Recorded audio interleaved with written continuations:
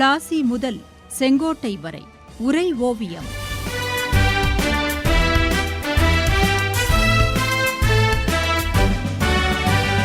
சும்மாவா வந்தது சுதந்திரம் என்பது, சும்மாவா வந்தது.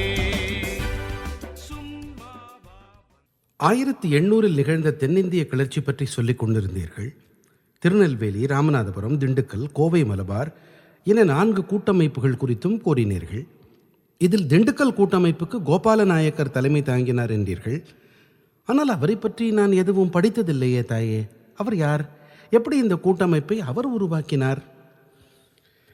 இந்த சிறுவன் சிவா என் நினைவுகளை திண்டுக்கல்லுக்கே கொண்டு சென்றான். எப்படி சொல்வது?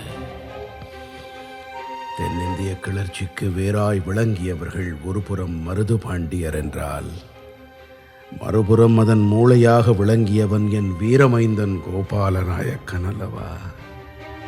75 வயது கடந்து தளர்ந்த நிலையிலும் வாளேந்தி நின்றானே. அவன் பிறந்ததும் ஆண்டதும் விருப்பாட்சி பாளையம்தான். விஜயநகர சாம்ராஜ்யத்தின் கடைசி காலம். நாயக்கர்கள் ஆட்சியின் தொடக்கம் அது. அப்போது இந்த தென்பகுதியை 72 பாளையங்களாக பிரித்தார்கள். அப்படி உருவான பாளையம்தான் திண்டுக்கல்லுக்கு அருகே உள்ள விருப்பாட்சி பாளையம். இங்கேதான் 1725 வீரையா நாயக்கன் காமாட்சி அம்மாளுக்கு மகனாக பிறந்தான் திருமலை கோபால சின்னப்ப நாயக்கன். அவன் ஆட்சிக்கு வந்த காலத்தில்தான் பிரிட்டிஷார் துணையுடன் சந்தா சாஹிப்பை வீழ்த்தி முகமது அலி, ஆற்காடு நவாப் ஆகியிருந்தான். அதற்கு பிரதிபலனாக பாளையங்களில் வரி வசூலிக்கும் உரிமையை ஆங்கிலேயரிடம் கொடுத்திருந்தான். அவர்களால் பாளையக்காரர்கள் பெரும் நெருக்கடியை சந்தித்தார்கள். அதனால் ஆங்கிலேயரே தம் முதல் எதிரி என்று தீர்மானித்தான் கோபால நாயக்கன். அந்த நேரத்தில்தான் ஹைதர் அலியும் திண்டுக்கல்லை கைப்பற்றியிருந்தான். ஆங்கிலேயரை எதிர்கொள்வதற்காக ஹைதர் அலியின் பக்கம் சேர்ந்து கொண்டான் கோபால நாயக்கன். சிவகங்கை ராணி வேலுநாச்சியின் கதையை சொன்னபோது உனக்கு இதையும் சொல்லியிருந்தேனே, நினைவிருக்கிறதா மகனே? காளையார் கோவிலில் தன் கணவனை நயவஞ்சகத்தால் கொன்ற பாதகர்களை பழிதீர்க்க வேலுநாச்சி திண்டுக்கல் நோக்கி சென்றாள். பாதுகாப்புக்காக உடன் சென்ற மருது சகோதரர்களுடன் திண்டுக்கல்லில் தங்கியிருந்த ஹைதர் அலியை சந்தித்தாள். படை உதவி கேட்டாள். அவளை விருப்பாட்சியில் தங்கச் சொன்னான் ஹைதர் அலி. அந்த நிகழ்வுதான் விருப்பாட்சி பாளையக்காரன் கோபால நாயக்கனுடன் மருது சகோதரர்களுக்கு நெருக்கமும் நட்பும் ஏற்பட காரணமானது.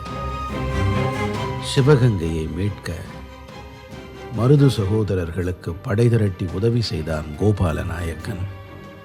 சிவகங்கை மீட்பு வரலாறு எழுதப்பட்ட போது அதில் கோபால நாயக்கனின் பெயரும் சேர்ந்தே இருந்தது. அப்போது மட்டுமல்ல, பின்னாளில் வேலுநாச்சியார் உடல் நலன் குன்றி இடமாற்றம் வேண்டிய போது மருது சகோதரர்கள் தம் நெருங்கிய நண்பரான கோபால நாயக்கனின் பாதுகாப்பில் விருப்பாட்சியில் தங்கும் வகையில் வேலுநாச்சியை அனுப்பி வைத்தார்கள்.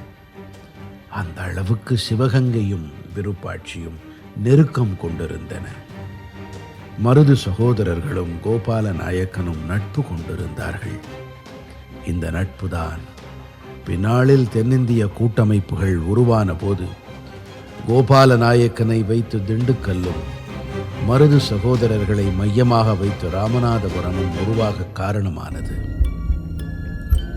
ஆங்கிலேயரை தென்னகத்திலிருந்து விரட்டி அடிக்க, ஆயுத பலத்தால் அதை சாதிக்க, கிளர்ச்சிகளின் மூலம் பிரிட்டிஷ் படையை நிர்மூலமாக்க, இந்த கூட்டமைப்புகளை உருவாக்க கோபால நாயக்கன் எப்படியெல்லாம் கஷ்டப்பட்டான் தெரியுமா?